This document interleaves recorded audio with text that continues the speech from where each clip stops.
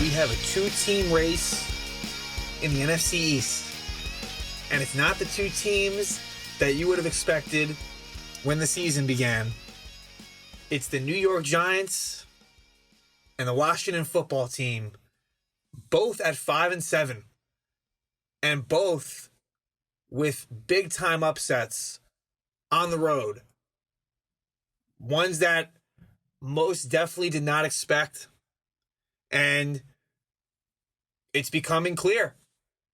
And this was a 4-team race, and while crazier things have happened, this has been a weird season, this has been a weird division, but I think we can safely say that it's between the New York Giants and the Washington football team with 4 weeks to go, and the Giants hold the tiebreaker because they beat Washington twice. This is going to be very, very close and likely to come down to the last week of the season. So, Giants at Seattle. My expectation wasn't that. I figured that the Giants could play tough. They're well coached. They would put Colt McCoy in the best position possible to succeed. I didn't think that Russell Wilson was going to go crazy because I like this defense. Patrick Graham is fantastic. This guy is very likely, if he keeps this up, to get a head coaching job in this league. And selfishly, I hope he doesn't, because he would be a big loss for the Giants. But Russell Wilson looked confused like I've never seen before. And he had a healthy Chris Carson, to a point. DK Metcalf, Tyler Lockett. Offensive line was a little bit banged up, but still, in Seattle, where usually that offense is clicking on all cylinders, it did not look functional at all. I mean, not only did the Giants' defense look good, they looked pretty dominant. It was impressive. This was one of the best Giants wins I can remember in quite some time. I was very proud as a Giant fan after this game. Because the 3 wins previous were against teams in the division, the Bengals without Joe Burrow. So while I liked what I was seeing, this was another level. Without Daniel Jones as well, with Colt McCoy, who did not look very good in the first half, threw an interception on a play where you could blame Evan Ingram, you could blame McCoy, you could blame the play call. Really, I'm not sure what was even going to happen there. It was a third down that was way short of the first. So even if Ingram catches it, you know, you're settling for 3, which would have been welcome compared to an interception. But the point is, McCoy did what he had to. But obviously, you're hoping that Jones comes back soon, if he's healthy enough, obviously. And the running game has been amazing. The offensive line, Andrew Thomas, is looking like a different player. And no Mark Colombo seems to be working. It is. Andrew Thomas had a lot of tough matchups early in the season. And obviously, a left tackle, just starting out in the NFL, it's not going to be easy, but you can see he's improving. Across the board, this offensive line has been great. We haven't seen this for years. And it's the whole thing, like I say, in terms of Saquon, you don't draft a running back second overall because of the fact that if you don't have a good offensive line, it doesn't matter. And if you do have a good offensive line, you can have guys like Wayne Gallman and Alfred Morris be successful. Wayne Gallman, he is not the quickest runner. As we saw on his long run, he got caught. But the guy is so physical and loves contact, and just, they are so good at just simple, up the gut. Seattle had 8 men in the box. They were basically asking McCoy to throw the ball. They wanted to test him. And the Giants, even though Seattle basically was playing against the run, they ran anyway. And they ran it down their throats. That's the impressive part. Seattle said, McCoy, Colt, we're going to give you all the opportunity in the world to throw a pass downfield. They were basically going one-on-one against Darius Slayton. And the Giants said, nope, we're going to do what we do best. Keep it simple, keep it on the ground, and boy, did it work. And it worked really it was the third quarter in particular. You know, let's not make it seem like this was like a full game thing, but certainly it was good enough. And really the key more than anything, like I said, the defense was so good. I can't say enough how impressed I am on a schematic level, on an individual level. And Patrick Graham had Russell Wilson so confused. This is a quarterback on a team that loves to take shots downfield. They barely did. They did not. He basically had to dink and dunk. He had no choice. He was basically checking down the Carson a lot. And Metcalf, we're used to seeing him blow up. He had 5 catches for 80 yards. It's good, but I think the Giants would sign up for that all day long. And the pass rush was great. Leonard Williams looks like a different player. Up to 8.5 sacks. And he's going to be getting paid. That's for sure. We'll see if it's by the Giants or by another team, but he's going to be getting paid, and deservedly so. He looks just reborn. When the Giants traded for him last year, it was not looking good. I did not like the trade, and I still think that from a asset management point of view, that trade has its faults, but just the fact that he's a Giant and producing, I'll sign up for it. You have Jabril Peppers flying all over the field to the point where who's Landon Collins, right? Everyone was so concerned about, we lost Landon Collins, and Jabril Peppers had a rough year last year, just like a lot of other guys. That's kind of a common theme. But now with the new coaching staff, they're putting him in a position to succeed. Logan Ryan, like I've said previously, great addition, so solid, a great leader on that defense. Blake Martinez, who got hurt at the end of the game, from all indications, it sounds like it was nothing major. He should be okay. He's the tackling machine. James Bradbury's a lockdown corner. And then what's really impressive is you have these unknown guys, rookies, journeymen, guys that were undrafted, stepping up in a big way. Carter Coughlin, a 7th-round pick. Tay Crowder, Mr. Irrelevant, literally the last pick in the 7th round, producing. Cam Brown, 6th-round pick. Nico Lalos had an interception against the Bengals and a fumble recovery against the Seahawks. Jabal Sheard, who has bounced around a bit, he's been great. So it's a very Patriot-like way where guys just get plugged in and they don't skip a beat. Because they lost Lorenzo Carter, O'Shane Zimenez, Kyler Fackrell is now hurt, Marcus Golden got traded, all at the same position. And all the guys I mentioned previously, they've stepped in and you wouldn't even know it. You wouldn't even know that there was injuries at that position. And then they're so good against the run. Dalvin Tomlinson, Dexter Lawrence. It is something else. It really is.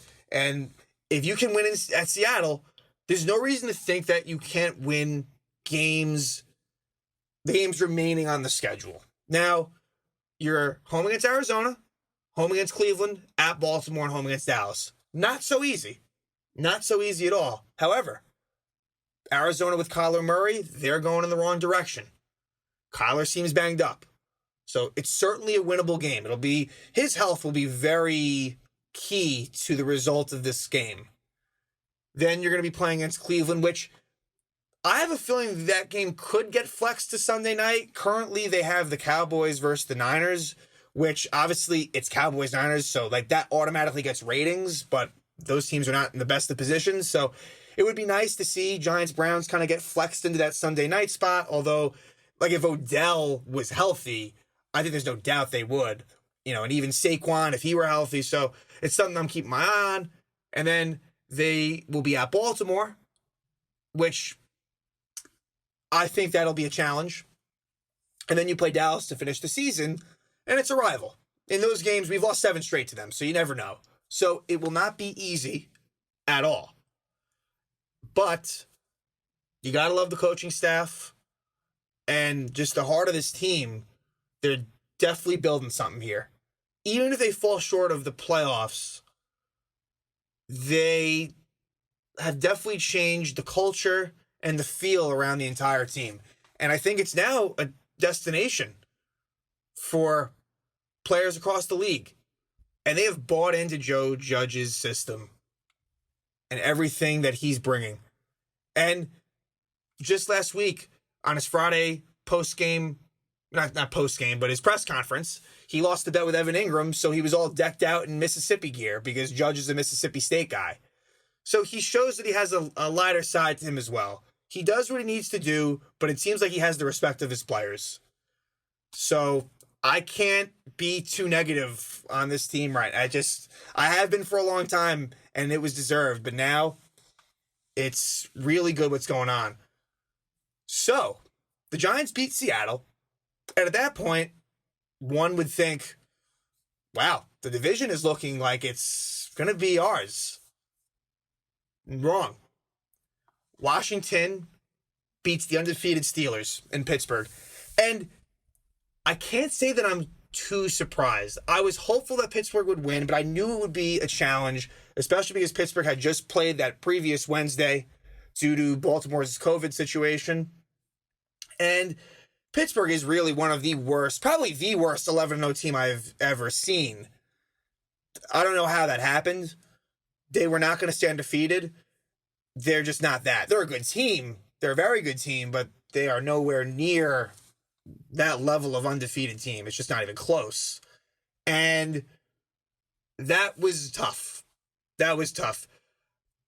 Pittsburgh was up 14-0. Washington gets a late field goal at the end. At the very end of the first half, and that was questionable. The clock stopped for no good reason. And Washington, I think they would have gotten the kick off. It was a bit of a rush situation where Alex Smith got sacked, but then he took the ball with him off the field, and there should have been a delay of game on him. The refs botched it. And then Dustin Hopkins hits a field goal. And little did you know at the time that was going to be the start of a comeback. And Alex Smith, that's some amazing story. And I think in a lot of ways, Washington and the Giants, there's similar things going on there. First-year head coach, really good defense, for the most part, smart football teams. There's strengths and there's strengths and weaknesses that are definitely different, but at the same time, you could see these two teams becoming the class of the division for years to come. Really, it's not crazy, which is why the Chase Young thing is more frustrating. But I guess with Andrew Thomas really progressing, you can live with it a little bit more. But I don't like that situation. But Washington with a really, really big win at Pittsburgh and has now made this a two-team race, neck and neck. Washington's remaining 4 games at San Francisco, which is in Arizona. That's where San Francisco's playing their home games now. Then they are home against Seattle, home against Carolina, and at Philly. I would say Washington's schedule is a little bit easier than the Giants. So if the Giants had had that 1-game lead with the tiebreaker, they would have been sitting in a really good position. Now it's Giants just have the edge. They're tied, and the Giants have the tiebreaker. So the Giants just have to hold serve. To me, the key is the next 3 games. The Giants just have to maintain the tie. So whether that means both teams go 2-1, both teams go 1-2, anything of that sort. And you go into that Giant Cowboy game in a win-and-in situation, not needing any help from Philly to beat Washington. Because that could be a problem. If the Giants need Philly to beat Washington with the way Philly's looking, that's not great. Here's another interesting caveat. So, who would have ever thought that the wild card would actually be a thing?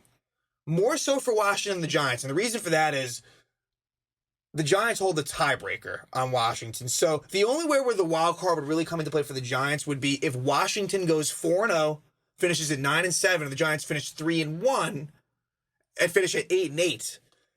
That could possibly get them in as the 7th seed, believe it or not. So it's not something I'm really going to focus on, but it is there. Just because of the nature of the wins that the Giants and Washington had, it makes you believe that these teams could go on a run. I don't think it'll play out that way. And I think the wild card, like I said, it's more relevant to Washington than the Giants. But it is crazy how that is certainly in the discussion. So for the rest of the NFC East, Philly loses badly to Green Bay. Jalen Hurts is now the quarterback Carson Wentz to the bench, as should be. Moving forward for them, Carson Wentz is, like in 2021, it certainly could be Carson Wentz as the starting quarterback just because of the contract they gave him. They're not going to be able to cut him loose. So I don't think we've seen the last of him, but it certainly makes sense to go to Hurts.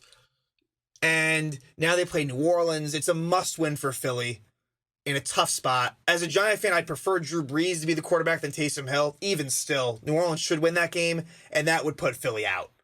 But even, like I said, it's going to be a tough climb for the Eagles. They are looking like the worst team in the division, even worse than Dallas, who lost at Baltimore. They're now 3-9. Their schedule is actually pretty easy the rest of the way, but they're going to have to win out and need a lot of help. And their defense is just so bad that it's just not going to happen. Their defense is awful. So, Giants in Washington it is. And I'm excited for it. I am. And there's a part of me that's glad that if the Giants get in, they're going to have to earn it, and they're not going to back in.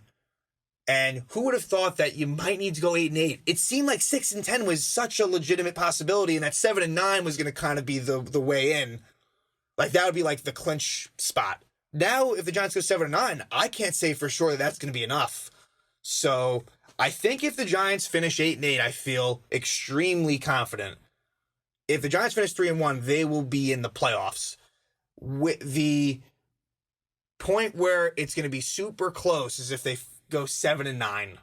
That'll be interesting. I don't know if that's going to be enough. It could be, but it depends on how Washington does. So let's go right into, the Jets. And I haven't spoken about them too much just because there isn't a whole lot to say other than the obvious, and that's the fact they haven't won a game this year and what that could mean for their draft situation. But Greg Williams got fired, and deservedly so. That was one of the worst calls I've ever seen. Basically a near all-out blitz in a situation where they were up by 4 on a 3rd and 10 with about a little more than 10 seconds left.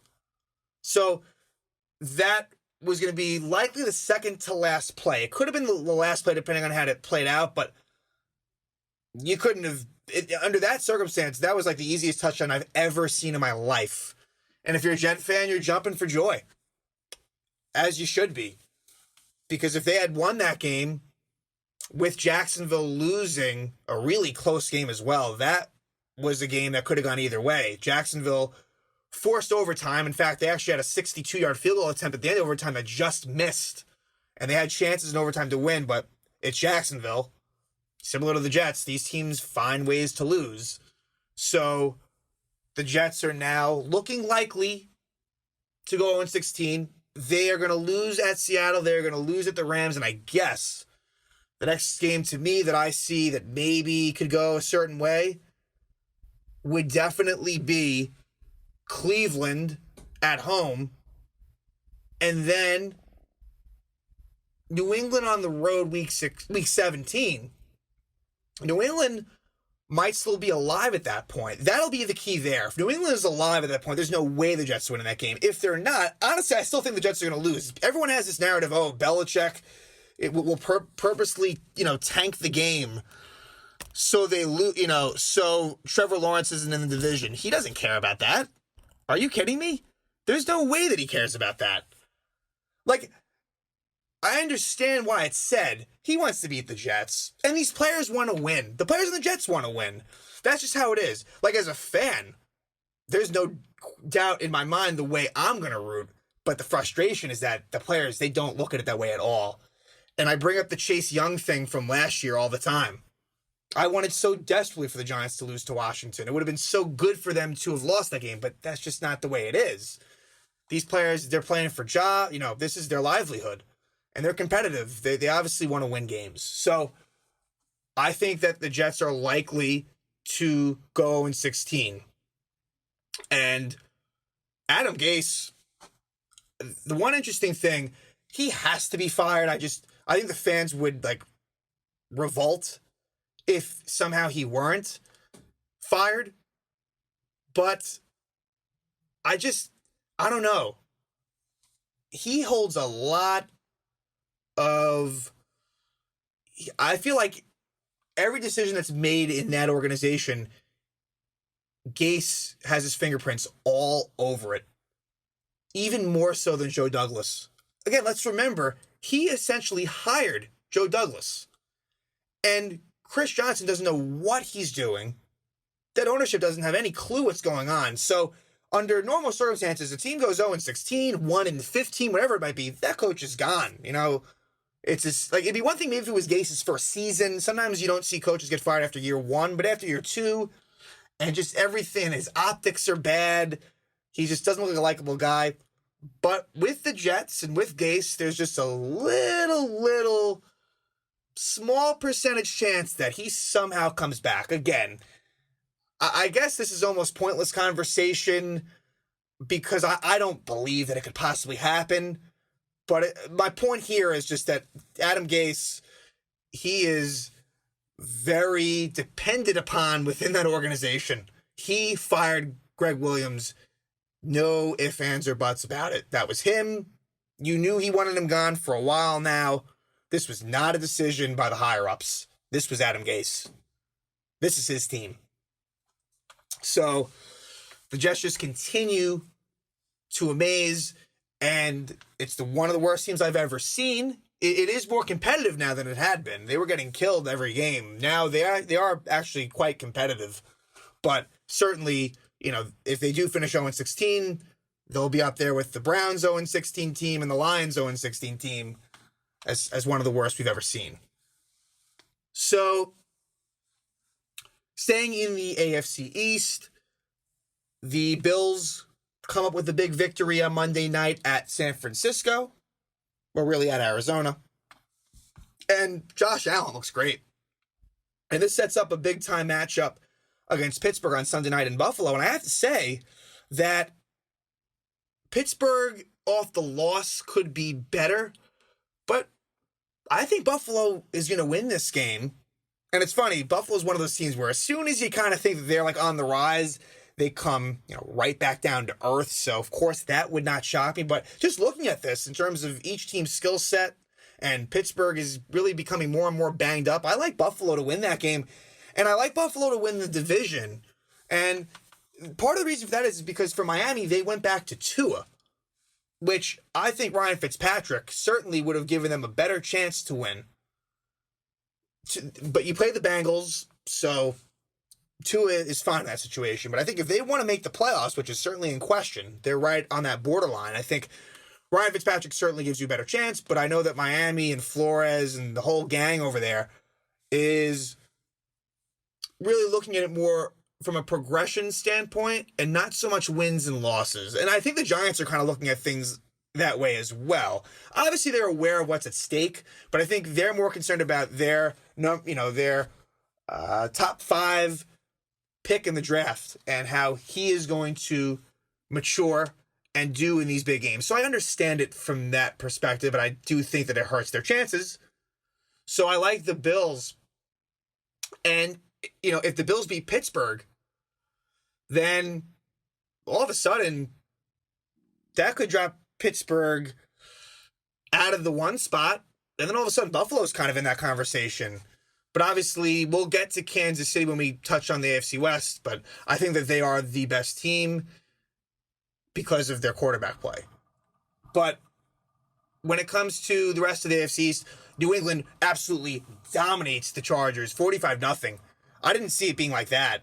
Belichick is so good against young quarterbacks. It's quite amazing how year in, year out this happens. He absolutely had Justin Herbert looking like a rookie, which he hadn't to this point. So New England 6-6, and they're in it. They're in it.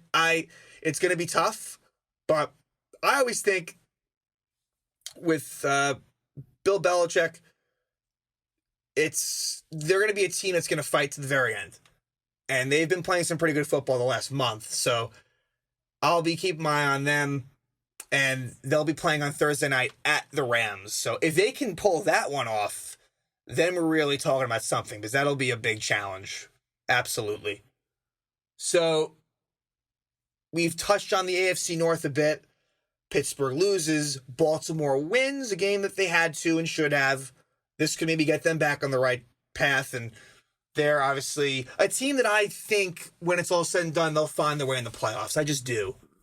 And Cleveland, and we'll segue, with this Cleveland win, we'll segue into the AFC South. Cleveland absolutely obliterates Tennessee. I know the final score was a 6-point game. That's misleading.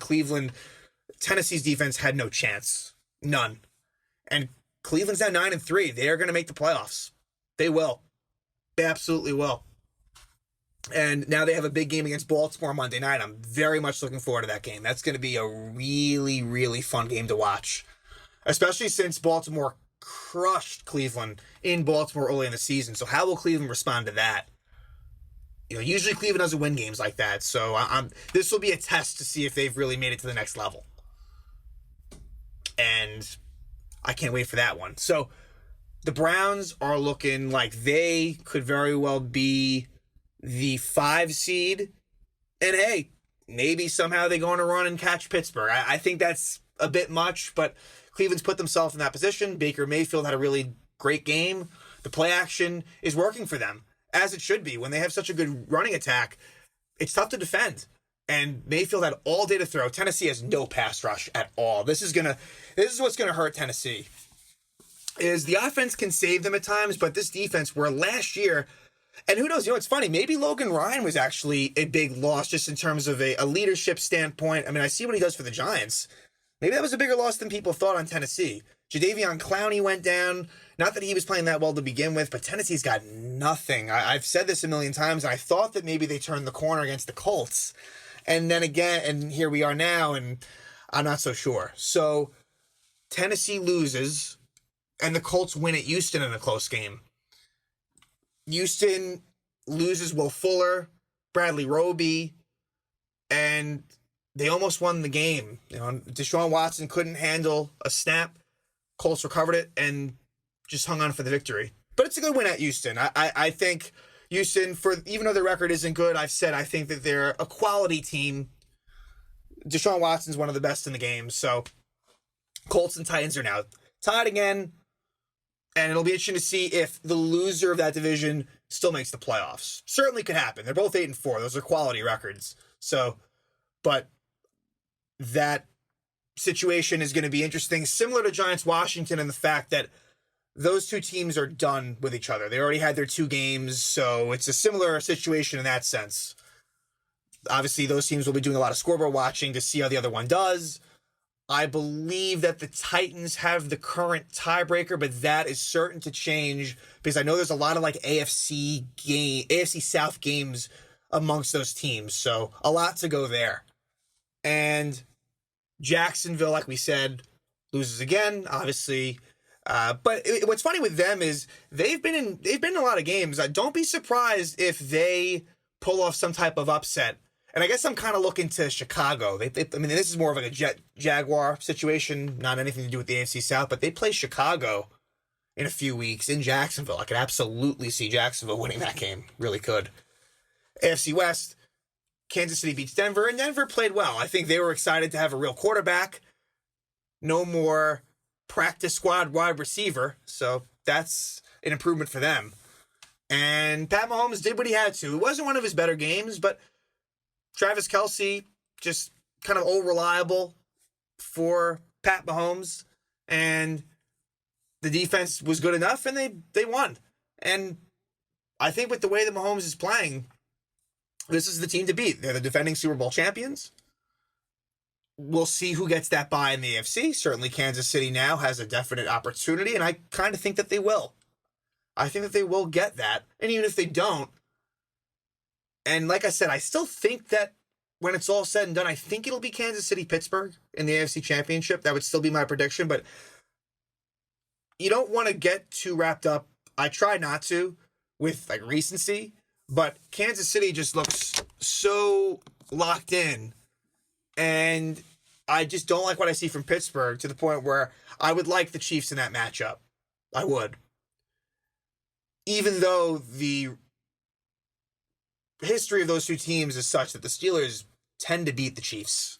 That's happened a lot over since I've been a fan, certainly. In the last 20 years, that's usually a matchup that Pittsburgh wins. But the Raiders obviously get that big win against the Jets, and they are in a spot where I don't believe in them, but they're 7-5, so they have a big game against the Colts this week in Vegas, and I just can't give them credit for that one against the Jets. I think with John Gruden, Derek Carr, they certainly played really well against the Chiefs, and I think that counts for something. It has to. But then they have these games where they should easily win, and they just completely just look inept. So I'm off the Raiders. NFC, the North, the Packers are in complete control. That is a 2-team race in the NFC between the Saints and the Packers, for sure. That's just what it is. Who gets the bye? That is the question. The Packers beat the Saints, so they have the tiebreaker. So that is going to be, like I've said for a while, that is going to be what you're going to want to see for the Packers and the Saints. Vikings are 6-6 and actually occupy a playoff spot. It doesn't make sense. It's because there's now 7 teams that make the playoffs. This is not a playoff team, the Vikings. I can tell you that. The defense is awful. I don't think they'll make it. I really don't.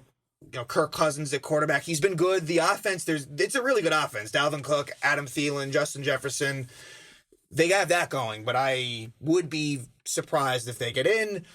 Chicago continues to lose. I believe that's 6 in a row now. I don't know how they were 5-1, and they lose home against Detroit. Pretty funny because earlier in the year, Detroit was the one that blew it against Chicago. Now it goes the other way. So Detroit's actually also 5-7. So Detroit and Chicago are also a game out of the playoffs. Yep, that's where we're at right now. Crazy. And then not a whole lot going on in the South because the Bucs and Panthers had a bye. That ends the byes for all teams in the NFL. The Saints beat the Falcons. And Atlanta is, again, they're playing competitive football. They are. I think that they're going to be a team that wins games down the stretch. They're not going to be someone that you're going to want to play. And actually, Atlanta plays Tampa twice in the last 3 games. So Tampa is kind of hanging on at 7-5. And I think that Tampa will make the playoffs, especially when you look at the competition, as I stated. I think that they'll get in. But don't love what I'm seeing from Tampa. Maybe the bye will get them going. And, with New Orleans, I think that they could be in trouble just because I know they play the Chiefs in Week 15. So they play Philly next and then the Chiefs. So you slip up there, and then the Packers have the tiebreaker, and the Packers might be the one that get the 1 seed. So NFC West, we'll finish it off there, and that's always extremely interesting. Like we said, Seattle lost, and the Rams beat Arizona. So now the Rams and Seattle are tied. Rams have the tiebreaker because they won. They play again in Seattle, though, so that could change. And Arizona, they lose. They're 6-6. San Francisco, they lost to Buffalo. They're 5-7. So hopes for San Francisco are dwindling. They do play home against Washington. I'll be obviously rooting for San Francisco pretty hard there. But I have my doubts. They really looked bad defensively after a really good performance against the Rams the week before. And I think with George Kittle, I think it's a matter of if they can win the next game or two, I think you'll see him back. If not, they won't push it. Same thing with Garoppolo. Not that Garoppolo is that much better, if at all better, than Mullins, but I think it really is dependent on what they do. So this Washington game will be pivotal for them. If they win, they got a shot. If they lose, they're done. And the Rams are playing really good football. And Seattle, the thing is, they play the Jets this week, so that's an automatic win. But that division will come down to the Rams-Seahawks game in Seattle, but the loser is going to make the playoffs anyway. So in this year where home field doesn't mean as much, it's not a huge deal. Kind of like Titans-Colts, although I feel like with Titans-Colts, the loser of that division might not make it at all, whereas the loser of Seattle's Rams, they'll still get in. So it's not really that big of a situation, unless you believe that the home field matters even without fans. And Arizona is fading fast. And as a Giant fan, I hope that continues, but we'll see. If Kyler Murray heals, that's a totally different scenario. So the games I'll obviously be glued to: Giants, Arizona, Washington, San Francisco. And those games could certainly go either way. I wouldn't say like one team has a big advantage over the other, but I mean, both teams are playing great. It's going to be an amazing race. And as a fan, this is what you sign up for. This is exactly what I've been waiting for. It happened in 2016. The division was out of reach. Dallas was really good that year, although the Giants beat them twice. But this is for a division title. And I know that both teams are 5-7, but I think when the dust settles, don't be surprised if one of them finishes 500. And sure, 8-8 isn't great, but 8-8 might be the record of the team that finishes in 7th and makes the playoffs. So whereas this was looking like a joke at one point, that narrative is changing very quickly. So let's hope that Daniel Jones is healthy enough to come back. If he's not, I wouldn't force it, but it sounds like he'll be ready to go. And I can't wait to see what happens this weekend. And we'll discuss it all next week.